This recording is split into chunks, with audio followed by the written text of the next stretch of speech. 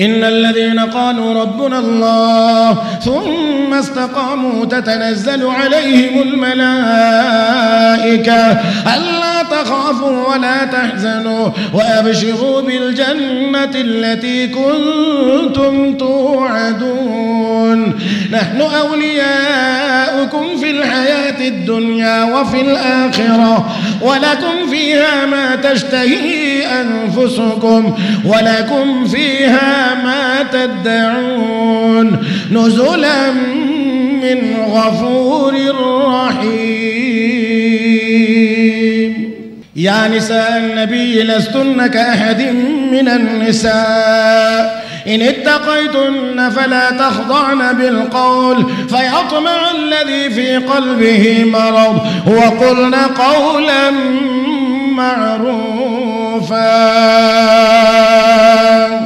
إن اتقيتن فلا تخضعن بالقول فيطمع الذي في قلبه مرض وقلن قولا معروفا.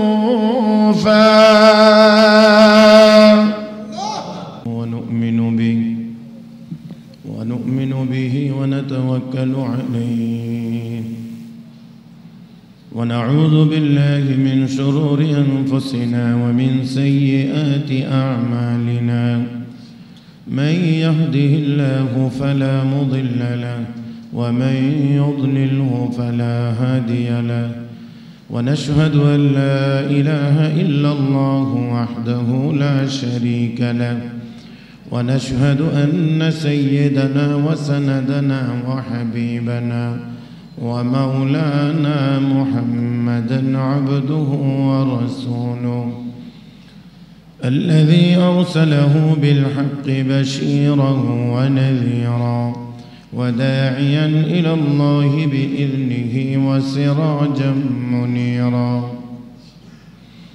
صلى الله تعالى عليه وعلى آله وأصحابه وبارك وسلم تسليما كثيرا. أما بعد فأعوذ بالله من الشيطان الرجيم. بسم الله الرحمن الرحيم. يا نساء النبي لستن كأحد من النساء إن اتقيتن فلا تخضعن بالقول فيطمع الذي في قلبه مرض وقلن قولا معروفا.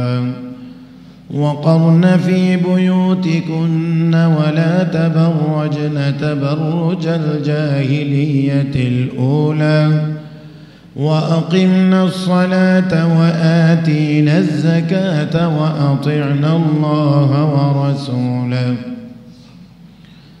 إنما يريد الله ليذهب عنكم الرجس أهل البيت ويطهركم تطهيرا.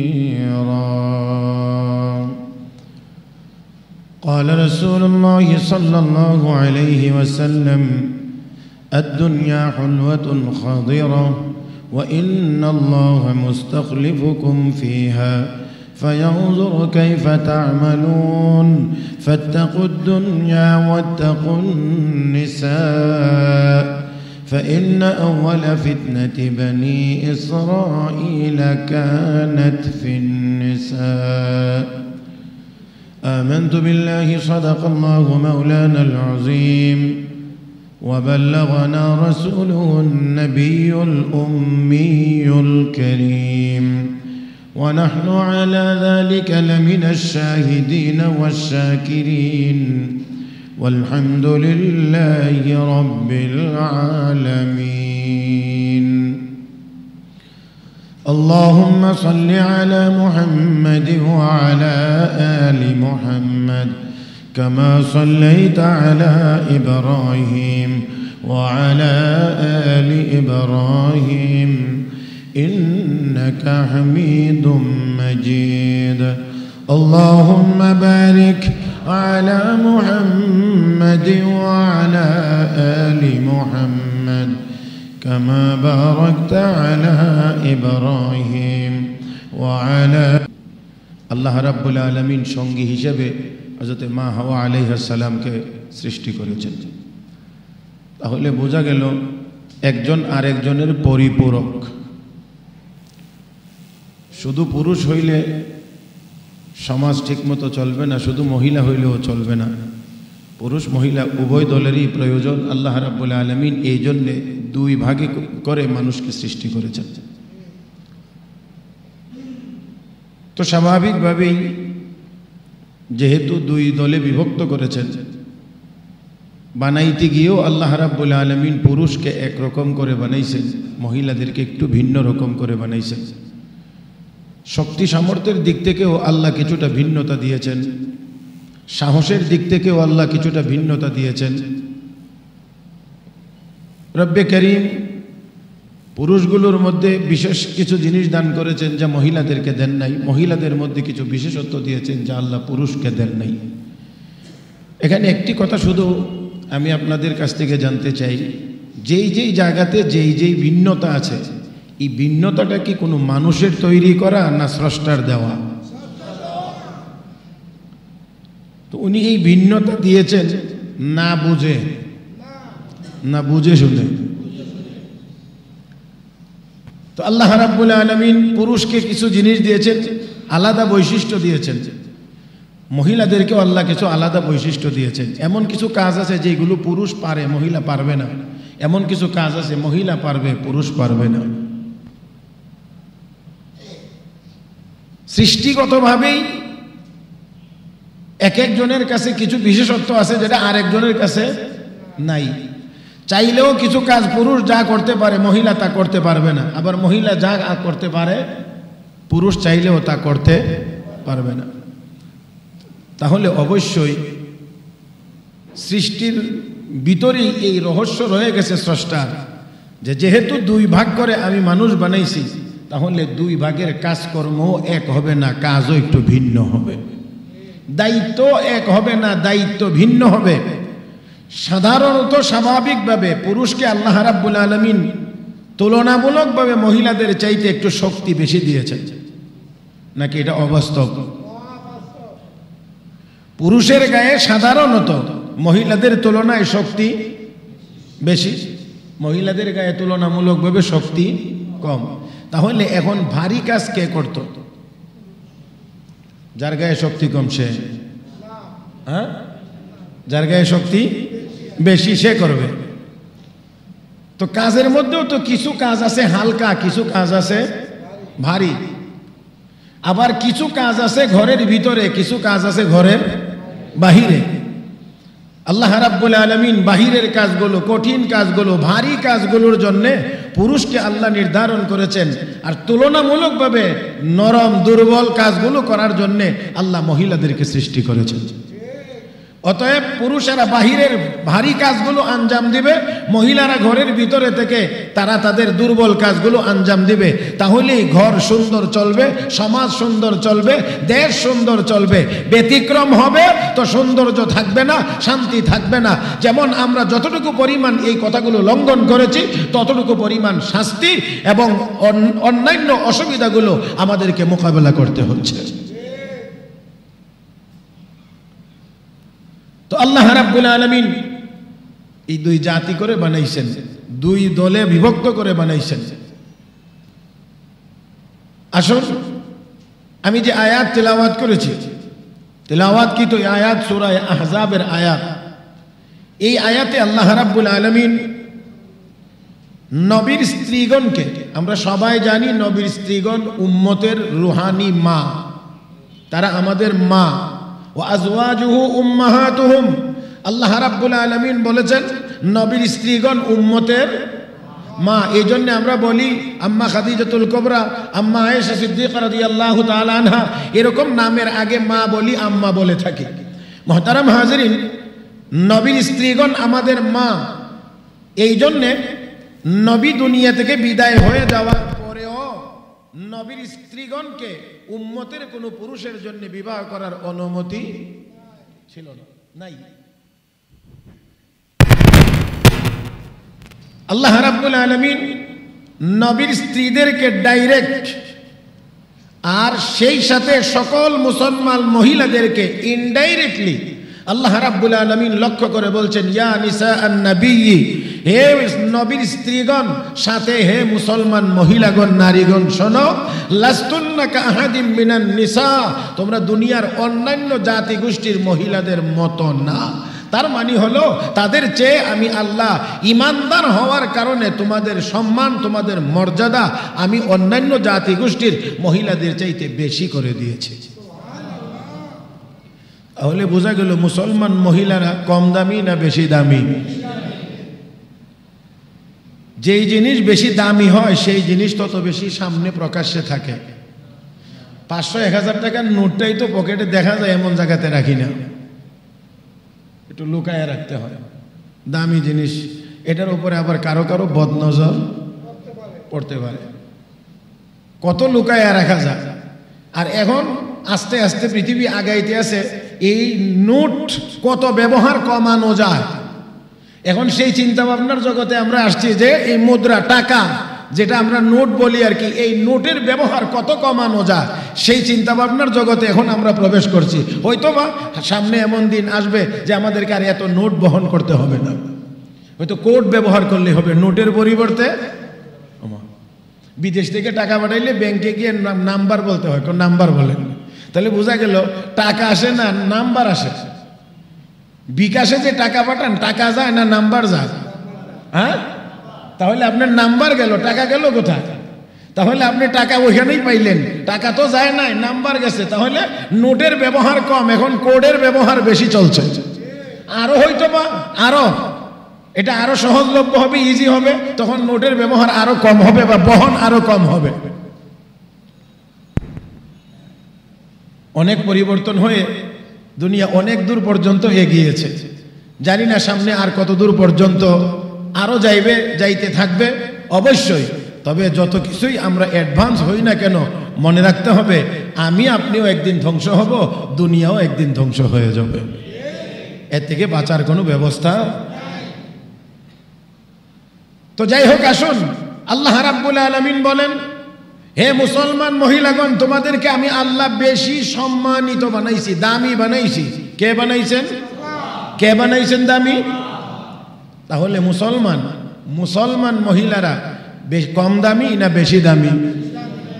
তো এবারে আসেন হাদিসের দিকে তাকায়। আমি মুসলিম শরীফের হাদিস তিলাওয়াত করেছিলাম। রাসূল আরবি সাল্লাল্লাহু আলাইহি ওয়াসাল্লাম এই হাদিসের মধ্যে বলছেন এক কথা, অন্য হাদিসে বলছেন আরেকটি কথা। দুইটা কথাকে মিলানোর চেষ্টা করব। এই হাদিসের মধ্যে আমি যে হাদিস তিলাওয়াত করেছি, এই হাদিসে আল্লাহ রাসূল সাল্লাল্লাহু আলাইহি ওয়াসাল্লাম বলেছেন, হে আমার উম্মত, ইত্তাকুদ দুনিয়া ওয়াত্তাকুন নিসা, তোমরা দুনিয়াকে ভয় করো এবং মহিলাদেরকে ভয় করো। তো যেই জিনিসকে ভয়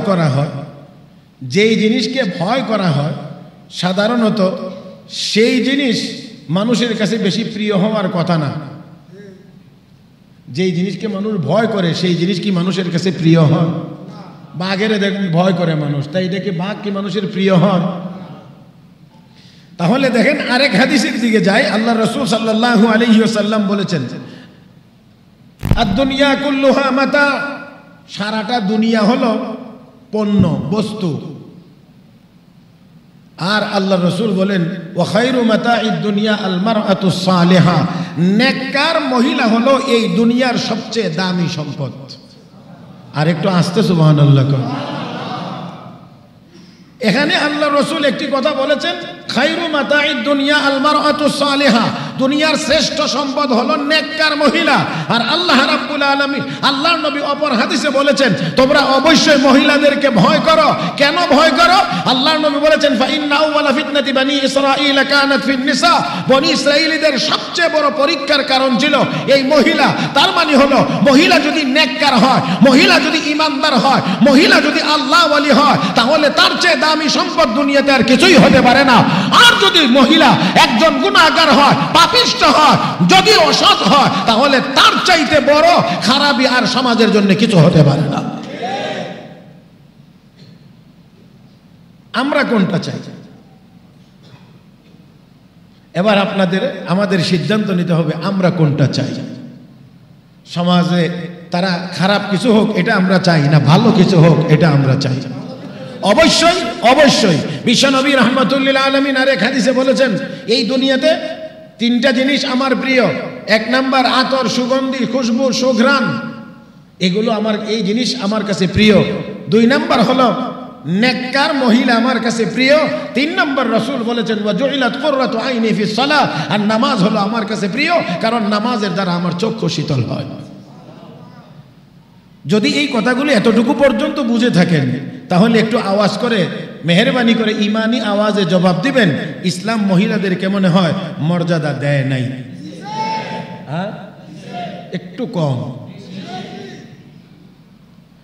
নারী জাতির মর্যাদার স্লোগান আজকে সারা পৃথিবীতে যারা দিচ্ছে অথবা অতীতেও যারা দিয়েছে, সবগুলোর পিছনে যদি আপনারা একটু গভীরভাবে দৃষ্টি দেন, আমার মনে হয় বর্তমান সময় খুব বেশি গভীরভাবে তাকানোর দরকার হবে না, খুব গভীরভাবে দরকার হবে না। নারী অধিকার, নারীর ইজ্জত, নারীর সম্মান, নারীর মর্যাদা নিয়ে যা বর্তমান পৃথিবীতে যারা সবচেয়ে বেশি সোচ্চার, আপনারা লক্ষ্য করলে দেখবেন তাদের দ্বারাই নারীর অধিকার সবচেয়ে বেশি নষ্ট হচ্ছে, ইজ্জত সম্মান তাদের হাতেই নারীদের লুণ্ঠন হচ্ছে।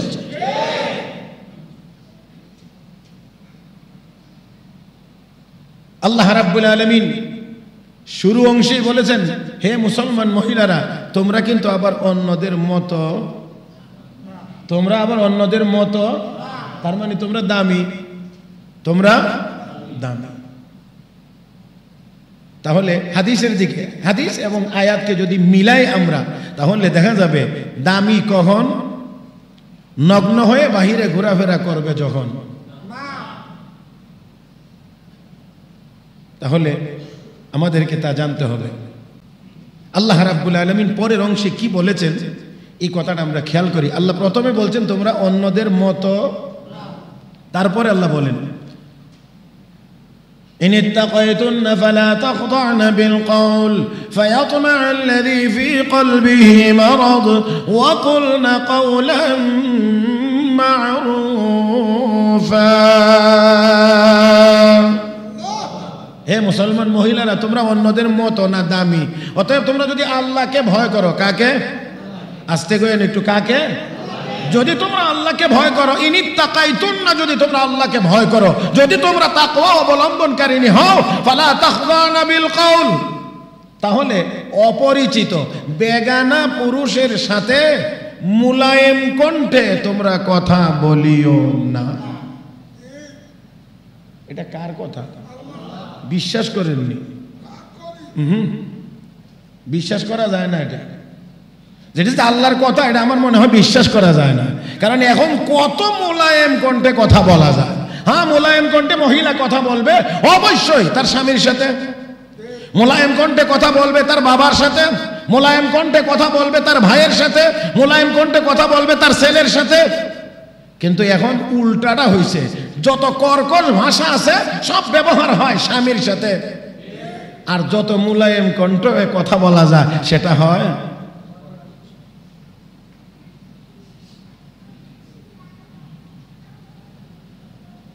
কষ্ট পাবেন। এই জন্যে আমি বেশি কড়া ভাষায় বলবো না, বলতে পারবো না। আল্লাহ পাক আমাদের সবাইকে, আমাকে সহ সবাইকে আল্লাহর হুকুম হাকামগুলো যথাযথভাবে বুঝবার এবং পালন করার তৌফিক দান করুন। অপর পুরুষের সাথে মুলায়েম কণ্ঠে কথা বলবে না, এই কথাটা কার? কথাটা কার? তাহলে আল্লাহ নিষেধ করছেন, নিষেধ করার পিছনে কোনো কারণ নাই। হ্যাঁ, কোনো কারণ নাই। স্রষ্টা বেশি বুঝেন না আমরা বেশি বুঝি? হ্যাঁ,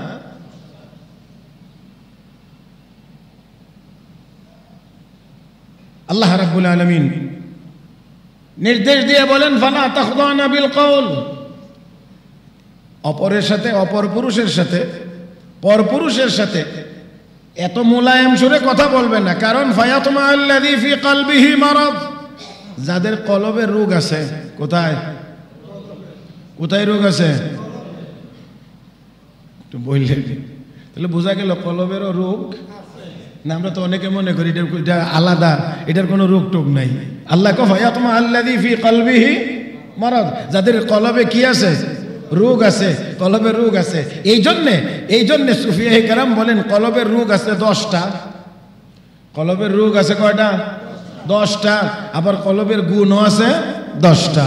10টা বের করতে হয়, 10টা ঢুকাইতে হয়, 10টা বাদ দিতে হয়, 10টা গ্রহণ করতে হয়, 10টাকে বের করে খালি করতে হয়, 10টার মাধ্যমে কলবকে সাজাইতে হয়। তাহলেই একজন মানুষ পাকাপুক্ত ইমানদার হতে পারে। তার আগ পর্যন্ত না। বিশ্ব নবী সেজন্য বলেছেন, আলা ইন্না ফিল জাসাদি লামুদগা, তোমাদের দেহের ভিতরে একটা গোশতের টুকরা আছে, ইদা সালুহাত সালুহাল জাসাদু কুল্লু, যদি এটা পবিত্র হয় তাহলে গোটা দেহটা পবিত্র। যদি সংশোধন হয় ওই গোশতের টুকরাটা, গোটা দেহটা সংশোধন হবে। আর যদি ওইটা নষ্ট হয় তাহলে গোটা দেহটা নষ্ট হবে। আলা ওয়াহিয়াল কলব, আর সেটার নাম হলো কলব। তার নাম, তাহলে কলবেও রোগ তাহলে কি করতে হবে? রোগ যদি থাকে চিকিৎসা লাগবে না, তাহলে চিকিৎসা করবে কে? তাহলে কলবের ডাক্তারও লাগবে। রোগ যেহেতু আছে তাহলে ডাক্তারও, কথা বলে ডাক্তারও আছে। হ্যাঁ, তাহলে ওই আল্লাহওয়ালাগণ তারাই হলো এই যারা নিজের কলবকে পবিত্র করতে পেরেছেন, তারাই কলবের ডাক্তার। কিভাবে তারা পবিত্র হয়েছেন? উনার সবক নিয়ে আদায় করলে আমার আপনার কলবও পবিত্র হবে। তো আল্লাহ রাব্বুল আলামিন বলেন মুলায়েম সুরে, খুব নরম আকর্ষণীয় কণ্ঠে কথা বললে, ফায়াতমা আল্লাযী ফী কলবিহি মারাদ, যাদের কলবে রোগ আছে তাদের অন্তরে তোমার প্রতি আকর্ষণ সৃষ্টি হইতে না হয় না। হ্যাঁ, ফেসবুকে পরিচয়, বর্তমান জগতে এই শব্দটা মনে হয় আপনারা আর কোনোদিন শোনেন নেই। হ্যাঁ, ফেসবুকে পরিচয়, নেটের জগতে পরিচয়, তারপরে কথা বলতে বলতে বলতে বলতে বলতে বলতে সাক্ষাতের জন্য পদ্মার সর। অবশ্যই আল্লাহর কোরআনের, রাসূলের বর্ণিত হাদিসের বিধানের বাহিরে যাব, সমাজ কোনোদিন শান্তিতে থাকতে পারে না, কখনোই আমাদের জন্য উপকার বয়ে আনবে না যতক্ষণ পর্যন্ত আল্লাহর বিধানের ভিতরে আমরা না থাকবো, রাসূলের তরিকার ভিতরে আমরা না থাকবো। আল্লাহ আমাদেরকে আল্লাহর হুকুমের ভিতরে, নবীর তরিকার ভিতরে থাকার তৌফিক দান করুন।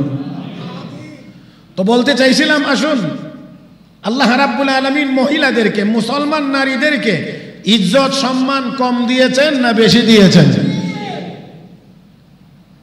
বেশি দিলেন কেমনে? পুরুষদের তুলনায়, ছেলের তুলনায়, ভাইয়ের তুলনায় বোনকে অর্ধেক দেওয়া হয়েছে বাবার সম্পত্তিতে। বেশি দিলেন কেমনে?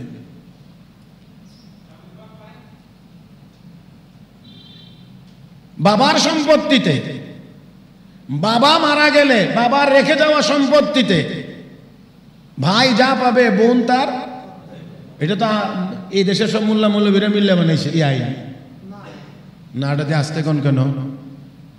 এই আইনটা এই দেশের আলেম ওলামা সব মোল্লা মৌলবীরা বসে এই আইনটা তৈরি করেছে যে বাবার সম্পত্তিতে ভাইয়ে যা পাবে বোন তার অর্ধেক পাবে। এটা কি কোনো আলেম ওলামার তৈরি করা?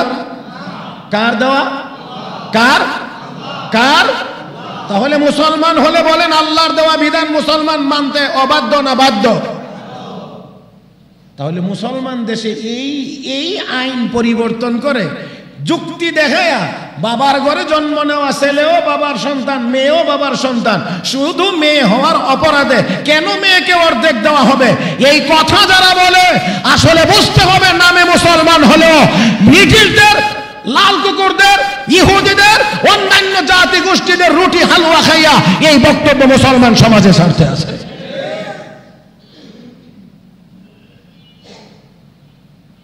বিধান যদি আল্লাহর হয়ে থাকে, মুসলমান দাবি করতে হলে আল্লাহর বিধান মেনে নিতে হবে, এর বাহিরে দ্বিতীয় কোনো কথা বলার সুযোগ আমাদের নেই। আল্লাহর বিধানের সামনে কোনো যুক্তি চলে না, মনে রাখতে হবে। আল্লাহর বিধানের সামনে কোনো যুক্তি চলে না। সাইয়েদনা হযরত আলী রাদিয়াল্লাহু তাআলা আনহু বলেছেন, যদি যুক্তির দ্বারা ইসলাম চলতো তাহলে, আপনাদেরকে বুঝাইতে হলে আগে ওই মাসালার আগে একটু বুঝাইতে হবে। বিশেষ এক ধরনের মোজা আছে, চামড়ার মোজা, যেটা আমরা দেশে বলি আর কি। এই মোজা যদি কেউ একবার ওযু করে পাক পবিত্র হয়ে মোজা পরিধান করে বাড়িতে অবস্থান করলে সে একদিন পর্যন্ত, পুরা একদিন পর্যন্ত, আবার যদি ওযু করার দরকার হয় তাহলে মোজা খুলে পাও না ধুইলেও চলবে, শুধু মাসাহ করলেই হবে, একটু মুছে দিলেই হবে। আচ্ছা বলেন দেখি, যুক্তি কোন কথা বলে? যদি মাসাহ করা লাগে তাহলে যুক্তি বলে নিচে দিয়া মাসাহ করতে, কারণ একটু হাঁটা চলাফেরার দ্বারা কিছু ময়লা যদি লেগে থাকে তাহলে উপরে লাগছে না নিচে লাগছে। কিন্তু ইসলামের বিধান হলো মোজার উপর দিয়ে মাসাহ করবে, আঙ্গুলের দিক থেকে শুরু পায়ের গিরা পর্যন্ত আইসা শেষ, এতটুকু মাসাহ করলেই হয়ে যাবে, ওযু হয়ে যাবে। তো যদি যুক্তিতে ইসলাম চলতো তাহলে যুক্তি বলে পায়ের নিচের অংশ দিয়ে মাসাহ করার কথা, কিন্তু নিচে দিয়ে মাসাহ না। হযরত আলী রাদিয়াল্লাহু তাআলা আনহু বলেন, যুক্তি দিয়ে যদি ইসলাম চলতো তাহলে মোজার নিচে দিয়ে মাসাহ করার বিধান আসতো, কিন্তু মোজার উপর দিয়ে মাসাহ করার বিধান দেওয়ার মাধ্যমে বোঝায় দেওয়া হলো ইসলাম যুক্তি দিয়ে চলে না, ইসলাম দলিলের মাধ্যমে চলে।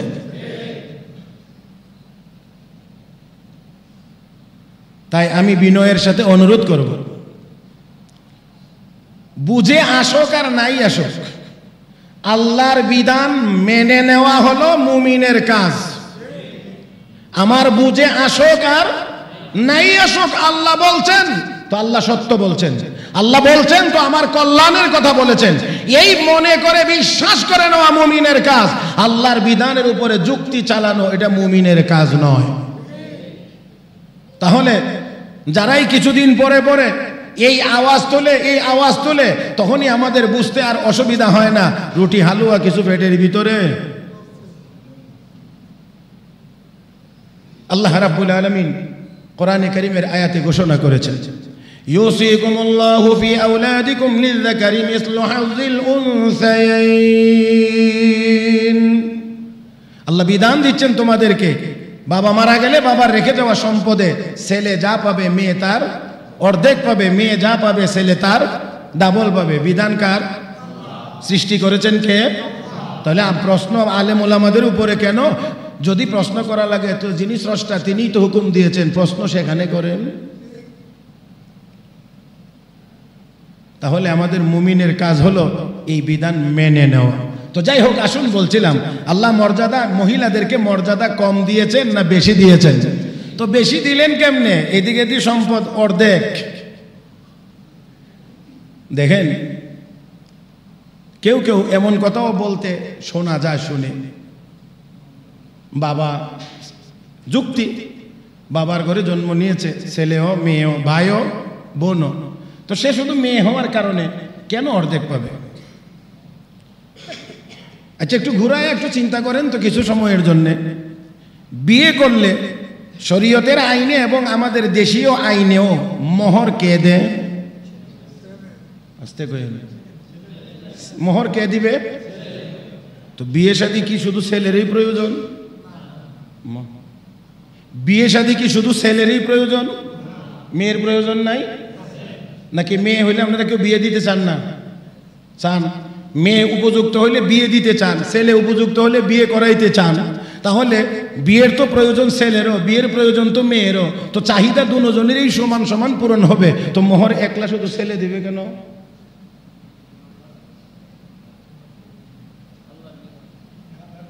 আল্লাহর বিধানে কিছুক্ষণের জন্য রাখেন, যুক্তিতে আসেন। যারা যুক্তিবাদী যুক্তি দিয়ে বলেন মেয়েও বাবার সন্তান ছেলেও বাবার সন্তান, এই যুক্তিতে ছেলে যা পাবে মেয়েও তা পাবে। তাহলে বিয়ে শাদী তো দুজনেরই প্রয়োজন, চাহিদা দুজনেরই সমানভাবে পূরণ হয়। তো মোহরের বেলা একলা ছেলে দেবে কেন? এই আওয়াজ দিয়ে আজ পর্যন্ত কেউ বলেন নাই যে যেহেতু বিয়ে শাদীর মাধ্যমে দোনো দলের ওই চাহিদা পূরণ হয় তাহলে দুজন 50-50। হ্যাঁ, তো এই জায়গাতে তো কোনোদিন কথা বলেন না। তাহলে বোঝা গেল ডাল মে কুছ, এটাও জানেন না নাকি, ডাল মে কুছ কালা হয়। তাহলে বুঝতে হবে এখানে কিছু অসুবিধা আছে। যে আইনজীবীরা আমার দিকে তাকায় থাকে, আমি তো আর এত আইন জানি না, তবে আল্লাহর বিধানের মধ্যে মানব জাতির যত কল্যাণ রয়েছে, আজও পর্যন্ত মানব রচিত কোনো আইনের ভিতরে এত কল্যাণ আইন যত যত সুন্দর করে আমরা তৈরি করি না কেন, কিছুদিন সুন্দর থাকে, এরপরে আর সুন্দর থাকে না। দেখা যায় এই আইনের অপব্যবহার হয়, অথবা এই আইনের চাইতে আইনে সাজা আছে যেই যেই ধারা, এই ধারার উপরেও আরো অনেক অপরাধ সংগঠিত হচ্ছে, আইন তখন অকার্যকর হয়ে যায়। যার কারণে অনেক সময় আমাদের আইনজীবীদেরকে অথবা বিচারকদেরকে বলতে শোনা যায়, এই ব্যাপারে আমাদের কোনো আইন নাই। তাহলে একটা জায়গাতে গিয়ে নাই, হতাশা ব্যক্ত করতে হয়। আমার বন্ধুরা মনে রাখতে হবে, অবশ্যই আল্লাহর হুকুম হাকামের বাহিরে গিয়ে আমরা হতাশ হওয়া ছাড়া আর কোনো বিকল্প নাই, আমাদের আর কোনো বিকল্প নাই। আর যদি আল্লাহর বিধানের ভিতরে আমরা থাকি, তাহলে অবশ্যই হতাশ হওয়ার মতো কিছুই নাই। কারণ দুনিয়ার জীবনে ঈমান আর নেক আমলের পথে চলতে থাকবো, দুনিয়া ছেড়ে চলে যাব, আল্লাহর জান্নাতের মেহমান হয়ে যাব।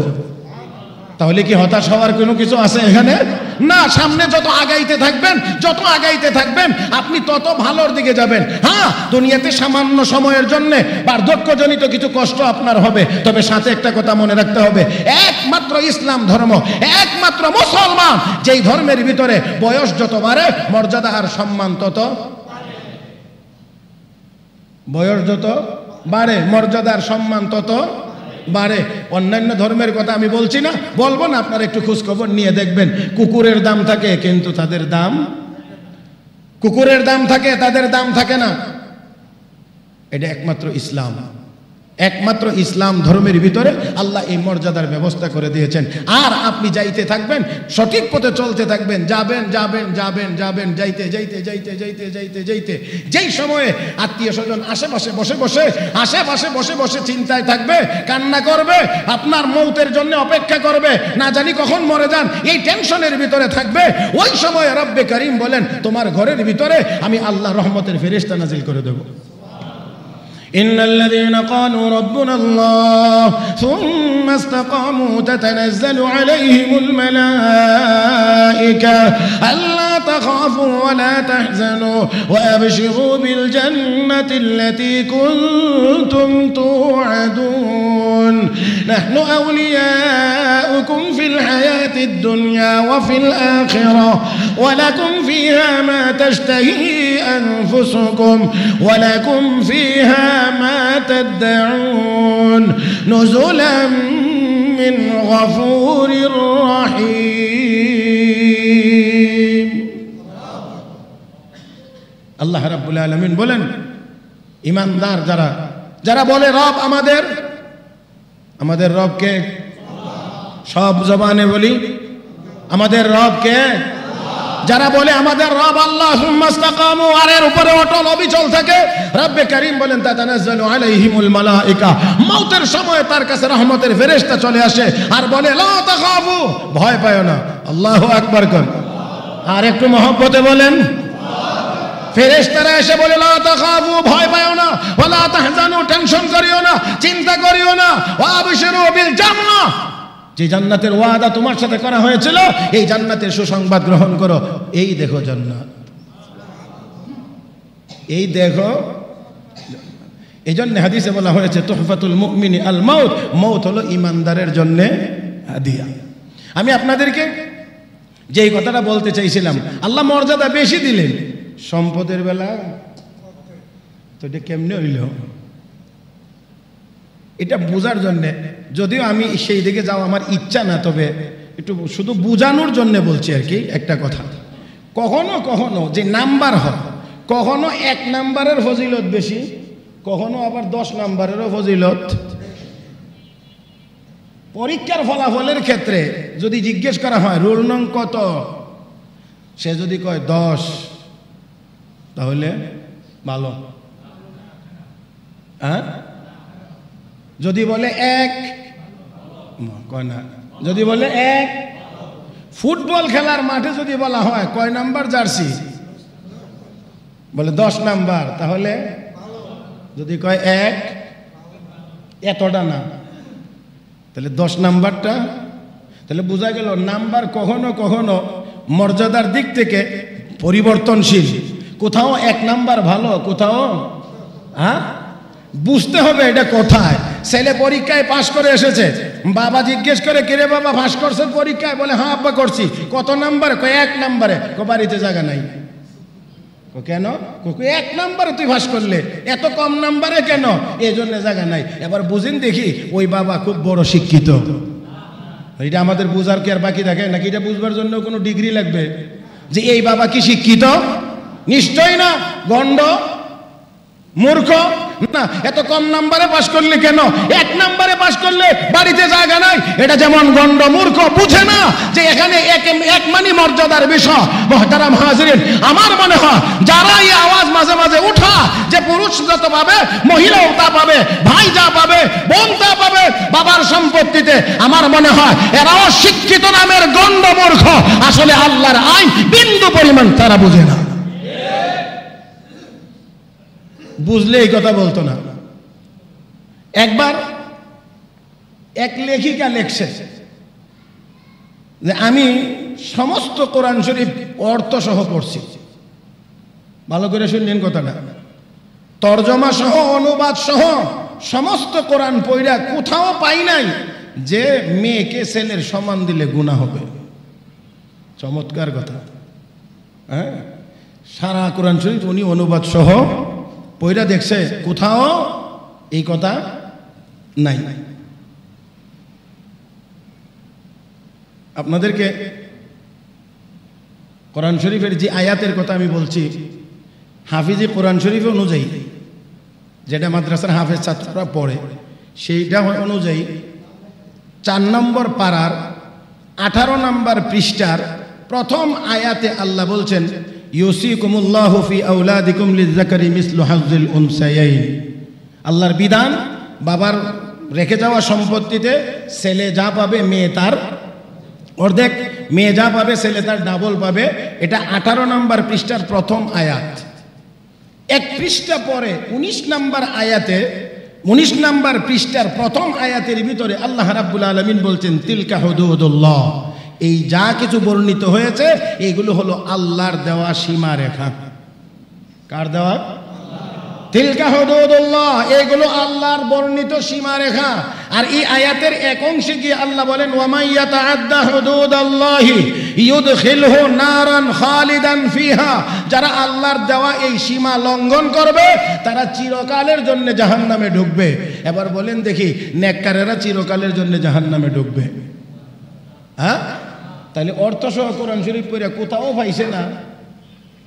অর্থ সহ কোরআন শরীফ পড়ে কোথাও পায় নাই মেয়েকে ছেলের সমান দিলে গুনাহ হবে, উনি পায় নাই। তাহলে পড়ছে কি আর দেখছে কি?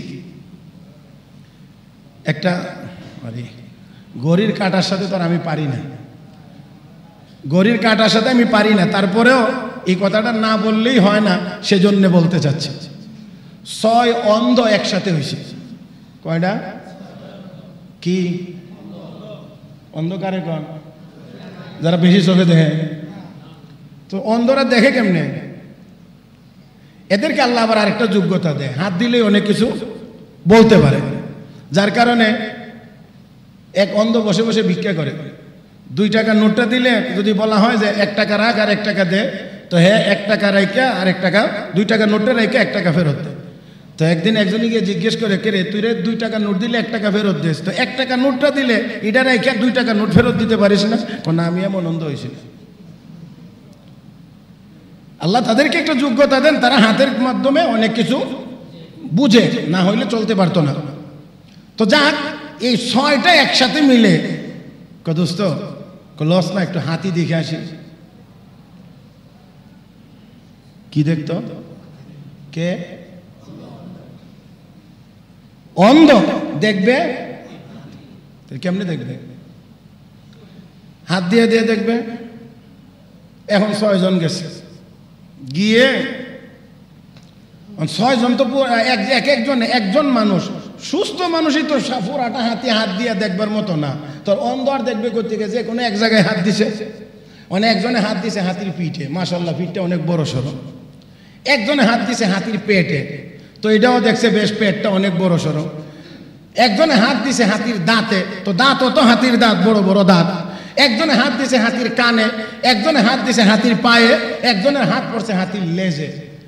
তো যে লেজে হাত দিছে তার তো সারাটাই বাকি, যে কানে হাত দিছে তারও তো কান সারা বাকিটা সবটাই দেখার বাকি। এখন 6 জনে দেখে আসার পরে এবার তাদেরকে জিজ্ঞাসা করা হয়েছে, হাতি যে দেখতে গেছিলে কেমন দেখলে? যেই অন্ধ হাত দিছে পিঠে, সে হাতি দেখতে খাটের মতো। খাট যেটার মধ্যে আপনারা ঘুমান, বড় সড়ো একটা জায়গা, হাতি দেখতে খাটের মতো। আচ্ছা, যেই অন্ধের হাত পড়ছে হাতির পেটে, এখন না হাতি খাটের মতো না, হাতি ধানের গোলার মতো। ঠিক আছে, হাতি দেখতে ধানের গোলার মতো। আরেকজনের হাত পড়ছিল কানের মধ্যে, এখন না না খাটের মতো না, গোলার মতো না, হাতি দেখতে কোলার মতো। তো আরেকটার হাত পড়ছে হাতির দাঁতের মধ্যে, এখন না কোলাও না, গোলাও না, খাটও না, হাতি দেখতে মূলার মতো। আরেকটার হাত পড়ছে হাতির লেজের মধ্যে, না খাটও না, গোলাও না, কোলাও না, মূলাও না, হাতি দেখতে লাঠির মতো। আরেকজন বাকি আছে না, ফায়া দিয়ে ধরছে, এখন কোনোটাই না, হাতি কলা গাছের মতো। এখন আপনারা যদি বুঝে থাকেন তাহলে বলেন, এই 6 অন্ধের বিবরণের ভিতরে কার দ্বারা, কার বিবরণের দ্বারা হাতির মোটামুটি পরিচিতি পাওয়া যাবে? হ্যাঁ, তাহলে এই 6 অন্ধ মিলে হাতি দেখা যেমন 18 নম্বর পৃষ্ঠায় আল্লাহ বিধান দিয়ে 19 নম্বর পৃষ্ঠায় আল্লাহ বলেন তিলকা হুদুদুল্লাহ, এইগুলো হলো আমার বর্ণিত সীমারেখা, আর এই সীমা যারা লঙ্ঘন করবে চিরকালের জন্য জাহান্নামে যাবে। এই আয়াতের তরজমা বললো না, অথবা বুঝলো না, না বুঝে কয় সমস্ত কোরআন শরীফ পড়লাম অর্থ সহ, কোথাও পাই নাই মহিলাদেরকে মেয়েদেরকে ছেলের সমান দিলে গুনাহ হবে। এই তাদের অর্থ সহ কোরআন পড়া আর দেখা, ওই অন্ধের হাতি দেখা, 2 দেখার মধ্যে কোনো ব্যবধান হতে পারে না। মুহতারাম হাজরিন, আল্লাহ রাব্বুল আলামিন বলেন, ইয়া নিসান নবী লাস্তুন্না কাহাদিম মিনান নিসা ইন ইত্তাকাইতুন্না ফালা তাখদা'না বিল কওল ফায়াতমা'a আল্লাযী ফী কলবিহি মারাদ ওয়া কুলনা কওলান মা'রুফা। আমার আলোচনার মূল কথা ছিল যে মহিলাদেরকে, মুসলমান মহিলাদেরকে আল্লাহ সম্মান কম দিয়েছেন না বেশি দিয়েছেন? হ্যাঁ হ্যাঁ, আস্তে কোন, কম না বেশি? বেশি। এই বেশি কেমনে, এই কেমনে এত কিছু বলতে পারবো না এখন, যে একটা কথা শুধু বলছি যে আল্লাহ যদি বেশি দিয়ে থাকেন সম্পদ কম দিলেন কেন? তো আসলে সম্পদ কম না বেশি, মর্যাদা কেমনে বেশি দিয়েছেন, বাকি আলোচনাটা শুধু মানে আজকে লাইনে উঠায় রাখলাম, আগামী ইনশাআল্লাহ বাকি কথাগুলো আপনাদের সামনে বলবো। তবে শুধু একটা কথা বলে যাচ্ছি, সেটা হলো এই, সাইয়েদেনা হযরত ইউসুফ আলাইহিস সালাতু ওয়াস সালামের জন্য জুলাইখা কি পরিমাণ পাগল ছিল। ইউসুফ আলাইহিস সালামের জন্য জুলাইখা কি পরিমাণ আগ্রহী ছিলেন। একটা সময়ে গিয়ে জুলাইখা ইউসুফ আলাইহিস সালামের স্ত্রী হয়েছে। এখন ইউসুফ আলাইহিস সালাম স্বামী, জুলাইখা তার স্ত্রী। তো একদিন স্বামী হিসেবে জুলাইখাকে স্ত্রী হিসেবে অভিমানের ভঙ্গিতে ইউসুফ আলাইহিস সালাম বলেন, জুলাইখা, বিয়ের আগে তুমি আমার জন্য এত পাগল ছিলা, বিয়ের পরে দেখি তোমার মধ্যে এইরকম ভাব আর। তখন জুলাইখা উত্তর দিয়ে বলছিলেন, আপনার সাথে বিয়ে হওয়ার মাধ্যমে আমি আমার আসল মালিক আল্লাহর পরিচয় লাভ করতে পেরেছি, সেই জন্যে আপনার সাথে সম্পর্ক যত মজা, আমার আল্লাহর সাথে সম্পর্ক তার চাইতে আরো বেশি মজা। এই এতটুকু কথা যদি বুঝে থাকেন তাহলে অবশ্যই বুঝতে পারবেন যে মুসলমান মহিলাদেরকে আল্লাহ সম্মান কম দিছেন না বেশি দিছেন। বাকি বাস্তবতার নিরিখে মহিলাদেরকে আল্লাহ সম্মান কম দিছেন না বেশি দিছেন। সম্পদ দেখা যায় বাহ্যিকভাবে অর্ধেক, তাহলে সম্মান বেশি কেমনে, এটা ইনশাআল্লাহ আগামী জুমা থেকে বাকি আলোচনা হবে। যা বলছি, যা শুনছি, ভুলভ্রান্তি হয়ে থাকলে আল্লাহ যেন মাফ করে দেন। আমলযোগ্য কথাগুলোর উপরে আল্লাহ যেন আমলের তৌফিক দান করেন। সবাই বলি আমিন। সুবহানাকাল্লাহুম্মা বিহামদিক আশহাদু আল্লা ইলাহা ইল্লা আনতা আস্তাগফিরুকা ওয়া আতুবু ইলাইক ওয়া আখিরু দাওয়ানা আনিল হামদুলিল্লাহি রাব্বিল আলামিন।